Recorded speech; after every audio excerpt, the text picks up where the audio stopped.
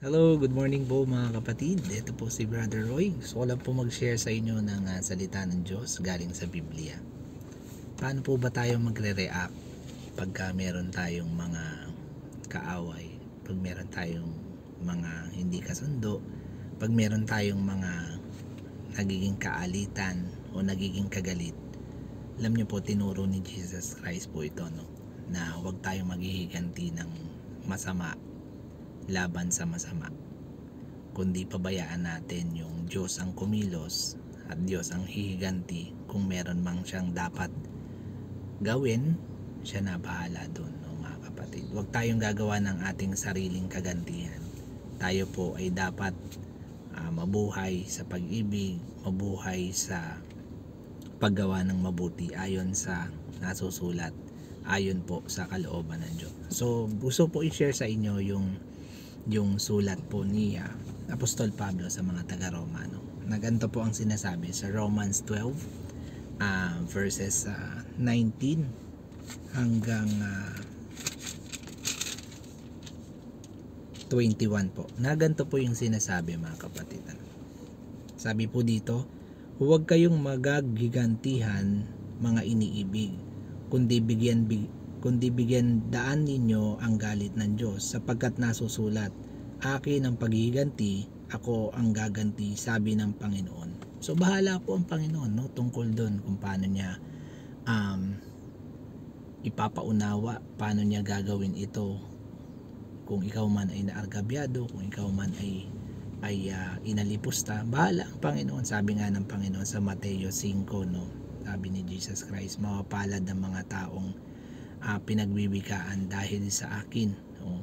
Dahil sa kanila ang kaharian ng langit. Mateo 5, no? Nandun po yan sa verses 10 hanggang 12 po, no? So gusto ko lang po i-share yun sa inyo. At sabi po rito, kung sakali naman na merong gumawa sa inyo ng masama o merong naging kaaway ka, no?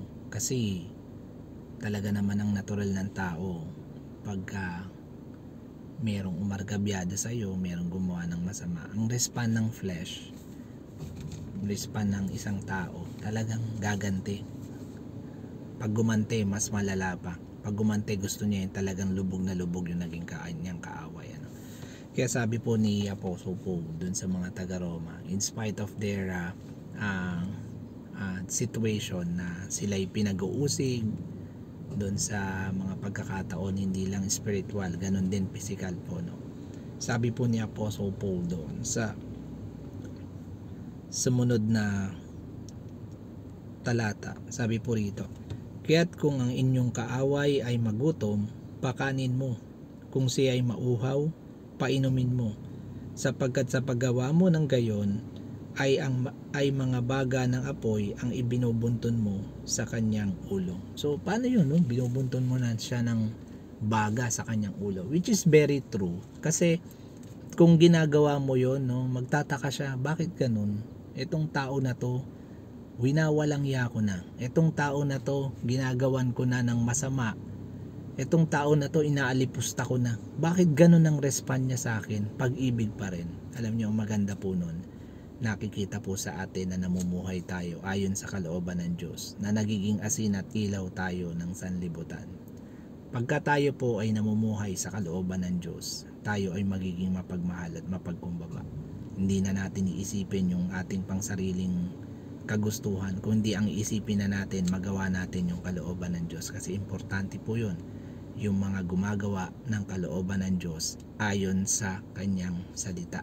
Ito po ay gawa ng pananampalataya, hindi po natin to sariling effort. With the help and the guidance of the Holy Spirit, nagagawa po natin at ang kasama po, no, dun yung bunga po ng banal na spirito, magkakasama po yun siya, unang-una po dun pag-ibig, no, mapagkumbaba, pagpapakahinahon, magkakasama po yun, mga kapatid, ano. Kaya sabi po ni Apostle Paul, the last part ng verse 20 po, no, sa verse 21 po, sorry, sa Romans 12:21, huwag kang padaig sa masama, kundi bagkus daigin mo ng mabuti ang masama. Purihin po ang Panginoon, ano. Ganon tayo, no, pagka Pagka dumating tayo sa ganun sitwasyon, sa maliit na bagay, sa malaking bagay, actually doon nga tayo nasusubok sa mga maliliit na bagay.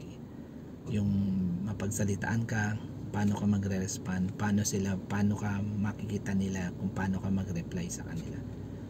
Pagka ginawan ka ng masama, paano ka magre-reply sa kanila, paano mo tatanggapin yun, paano mo uunawain yung mga sinabi sa'yo. So ganun ang Kristiyano po. So sana po naging tulong ito at gabay para sa atin po sa ating pamumuhay na pang-araw-araw ayon po sa kalooban ng Diyos. So purihin po ang Panginoong Diyos sa kanyang buhay at totoong salita. Tayo po'y manalangin. Salamat Lord God sa iyong mga buhay at totoong salita. Purihin ka po. Naway tulungan mo po kami Panginoon parati na magawa namin yung kalooban mo, at ito'y ayon sa tulong at gabay ng banal na Espiritu Panginoon. Magagawa po namin ito. Salamat po ng marami.